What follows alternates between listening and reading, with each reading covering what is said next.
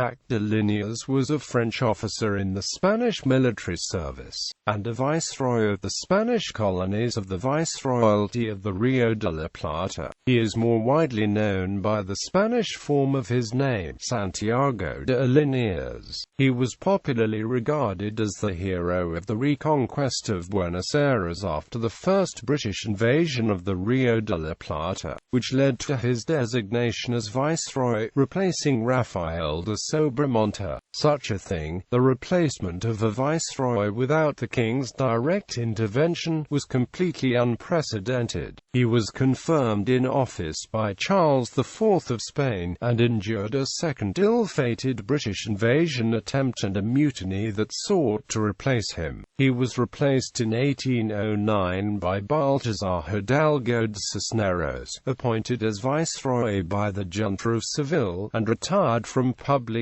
activity. However, when the May Revolution took place, Liniers decided to come out of his retirement and organized a monarchist uprising in Córdoba. However, Liniers was defeated, captured, and executed without trial. Biography. Early life. Santiago de Liniers y Bremond, Cavalier of the Order of San Juan, Cavalier of the Order of Montesa, captain in the Spanish Royal Navy, was born in Niort, France, a fourth son of Jacques-Joseph Louis Comte de Liniers, captain of the French Navy, and Henriette Thérèse de Bremond.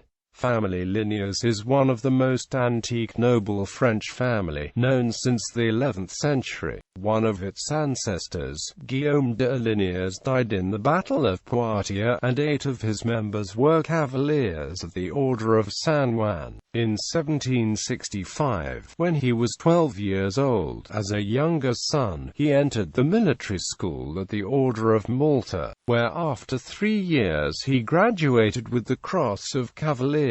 Then, he became sub-lieutenant of cavalry in the Royal Piedmont Regiment in France. Serving the Spanish crown in 1774, he requested dismissal and re-enlisted as a volunteer in the campaigns against the Moors in Algiers. He benefited from the Third Pacte de Famille, that allowed Frenchmen to take part in Spanish military campaigns with equal rights and requirements as the Spaniards. At the campaign's conclusion, he took an exam as a midshipman in Cadiz to serve as a volunteer for the Spanish crown. In 1775 he earned the rank of ensign. In 1776, under the orders of Pedro de Ceballos, he sailed to the Viceroyalty of the Rio de la Plata and took part on the occupation of Santa Catalina Island and the attack on Colonia del Sacramento. In 1779, he was an officer on the San Vicente of the Spanish-French naval squadron fighting the Royal Navy when Spain joined the Franco-American alliance in the American Revolutionary War as a renewal of the Bourbon family compact.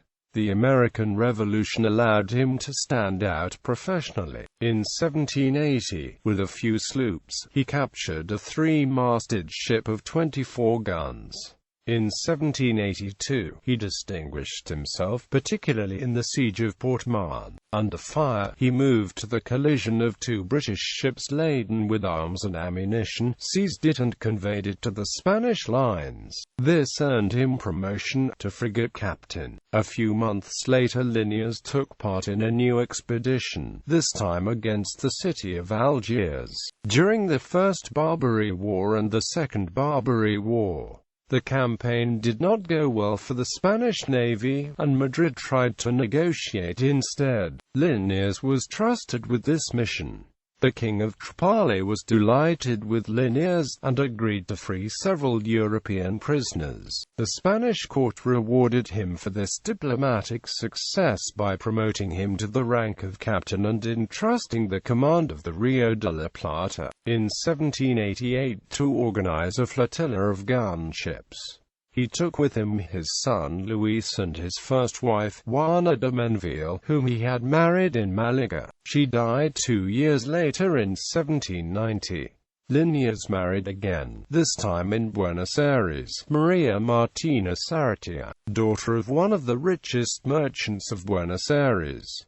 First British invasion. The Napoleonic Wars expanded to South America. Britain got naval supremacy with the victory at the Battle of Trafalgar, and France within the European continent. France attacked Britain by imposing the continental system, locking the continent to British trade. Needing new markets, Britain attacked Buenos Aires and Montevideo, two Spanish colonies in South America. Homerigs Popham attempted to invade Buenos Aires without official orders.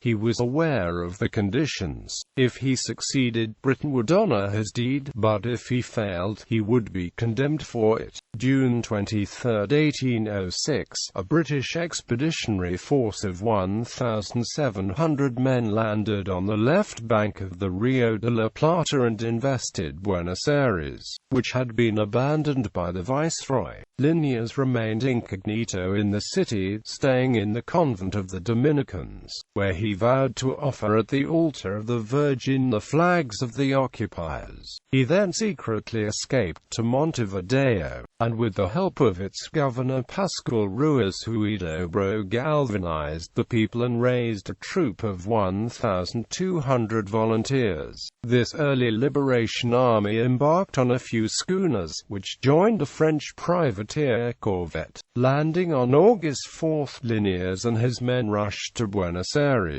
across the marshes. The city was recovered after fierce street fighting that ended with the storming of the cathedral, which had been fortified by the British. British General William Carr Beresford capitulated and offered his sword, true to Liniers's vow. British flags were transferred to the Church of the Convent of the Dominicans, where they still remain. Designation as Viceroy. After the victory, the society stayed on military alert, suspecting that the British might counterattack soon. The Buenos Aires Cabildo called an open cabildo to discuss the next steps, including the actions to take regarding Viceroy Sobremonte. It was decided to keep the Viceroy from entering the city and appoint Liniers, who was regarded as a hero, as commander-in-chief. Sobremonte accepted, and moved to Montevideo. Liniers drafted all the male population capable of bearing arms, including slaves, into the defense of the city. He also allowed for the officials to be elected by voting inside each regiment. All the lead in the city was confiscated to be melted into ordnance. The Cabildo requested other cities to lend gunpowder, and the horses were trained to run across the noise of cannon shots. A new British task force, much larger than the first one, arrived the next year. It was led by Samuel Orkmuty, later replaced by John Whitelock. However, this time they did not aim at Buenos Aires but at Montevideo, which fell under their domination. The real Audiencia of Buenos Aires decided to depose Sobremonte from his role as viceroy, confirmed Liniers as commander-in-chief, and finally appointed him as interim viceroy. It was an unprecedented action, the first time that a viceroy was deposed by local authorities, without the intervention of the king himself. Furthermore, it was also the first time that a non-Spanish native became viceroy. Second British invasion. Once the Banda Oriental had been secured, the British prepared the attack on Buenos Aires. They were aware that the city was prepared for the invasion, but the forces were greater than in the first one, 23 ships and 11,000 soldiers. John Whitelock, leader of the British forces, moved to Buenos Aires next to the river. Liniers left the city to battle him, being defeated, but managed to retreat and return to Buenos Aires. Alzaga, assuming that Liniers had died, put his defense plans in motion, and the morale of the troops rose when Liniers returned alive. The British force entered into the city and found a strong resistance, and many battalions were defeated, while others tried to resist at strategic points. Whitelock suggested a truce, which was rejected by Liniers, who also attacked the British ships within cannon range. Whitelock's defeat was complete, and Liniers demanded that all British forces be removed from the territories of Viceroyalty, including the Banda Oriental. dismantle in no more than 2 months, as well as an exchange of prisoners.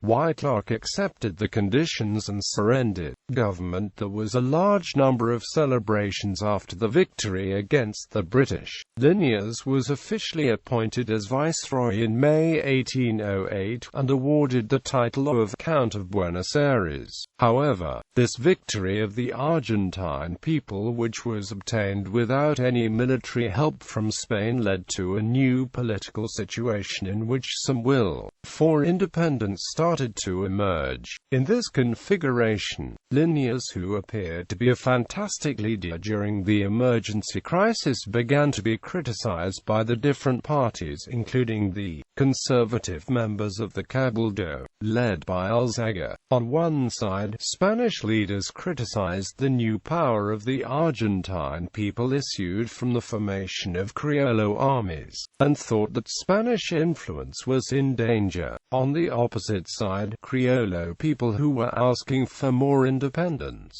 had some difficulty understanding the perfect sense of loyalty of a navy officer issued from old French nobility who intended to respect his oath to the King of Spain. In this context, every action coming from Liniers became a source of criticism. As an example, his relation with Ana Perichon was severely pointed out, forcing him to lock her at her home and later to deport her to colonial Brazil. In the same spirit, his French birth became highly controversial when France invaded Spain and started the Peninsular War, which included the removal of the Spanish king and queen by the French occupying forces. Despite the clear statements by Liniers of remaining loyal to the Spanish Empire and his refusal to accept Joseph Bonaparte as king, his political enemies created rumors that he was plotting to accept Bonaparte. They also promoted in the Rio de la Plata the xenophobia that was taking place in Spain against the French, as an indirect means to attack Liniers and lower his prestige.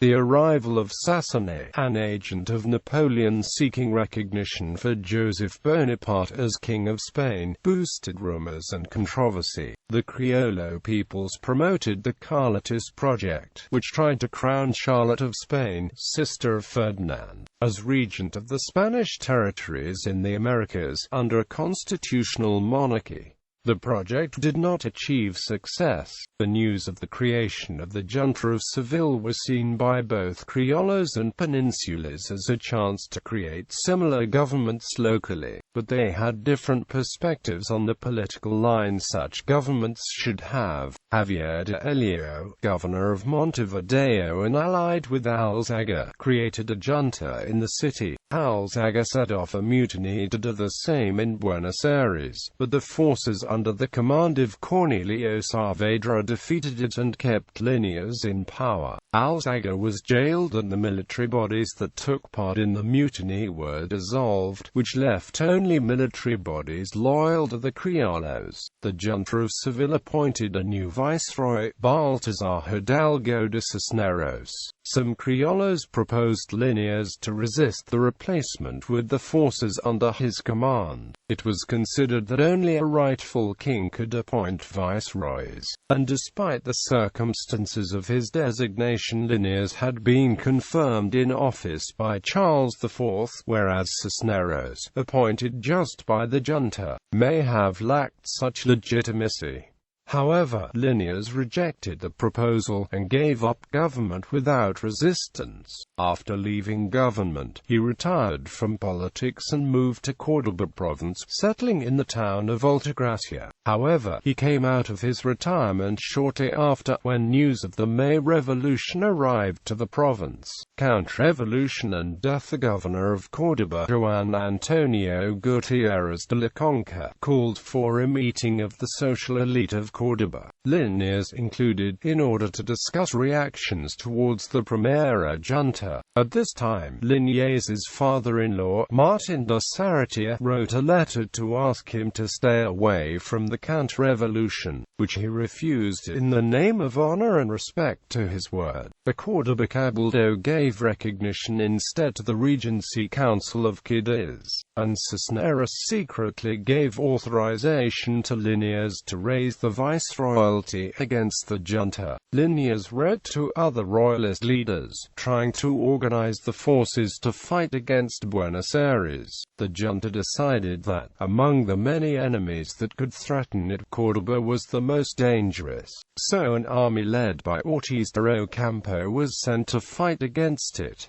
However, there was no fighting. The counter-revolutionary army was severely damaged by espionage, desertions, and sabotage. The mere proximity of the troops from Buenos Aires caused the complete dispersion of the army gathered by Liniers. Liniers and the other top personnel of the counter-revolution tried to flee in multiple directions, but Ocampo captured them all. Ocampo refused to execute the prisoners, aware of the popularity, so he delivered them to Buenos Aires as prisoners instead. The junta feared the effect that the entry of Liniers into the city might have, so Juan José Castelli was sent, with orders to replace Ocampo and execute the prisoners.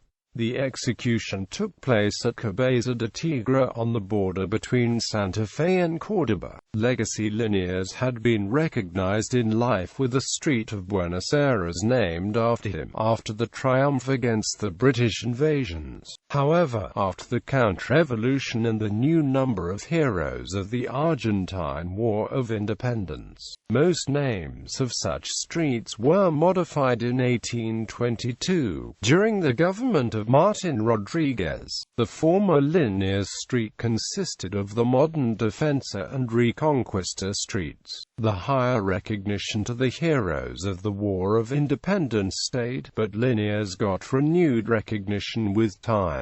The Buenos Aires neighborhood of Liniers is named after him, as well as the Santiago de Liniers municipality in the Misiones province. In 1861, Queen Isabella II of Spain formally requested Liniers' body from the Argentine government. The remains were brought back to Spain and solemnly buried in the Pantheon of the island of Leon, Cadiz. At this time, Liniers' descendants received the hereditary title of Conde de Lealtad. His house at Altagracia was abandoned after his death, and bought in 1820 by José Manuel Solers. His family kept it for a long time, until it was expropriated in 1969 and turned into a museum in 1977.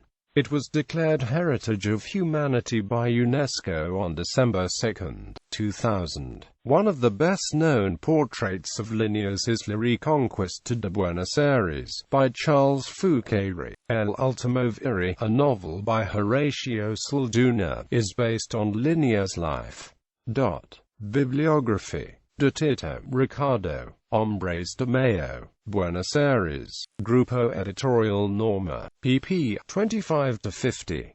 ISBN 978-987-545-584-9. Grusac, Paul. Santiago de Liniers, Conde de Buenos Aires.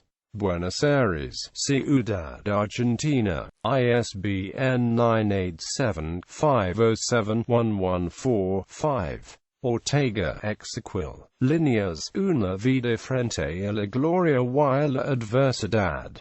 Buenos Aires, Editorial Claridad. Crónica Histórica Argentina. Codex 1968. Balmaceda, Daniel. Historias de Corceles y de Acero. Buenos Aires, Sudamericana. ISBN 978-950-07318-5. Luna, Felix. Grandes protagonistas de la historia argentina. Santiago de Liniers. Buenos Aires, Grupo Editorial Planeta. ISBN 950-4903576. Jacques de Liniers, General Anamp, Viceroy de la Plata, par la Marquis de Sassonet. Editions de la Reconquista, Asunción 2011. Di Maria, Gonzalo, Molina de Castro, Diego. Historia genealógica de los Valles del Río de la Plata, Buenos Aires, Junta Sabatina de Especialidades Históricas, ISBN 987-104201-9.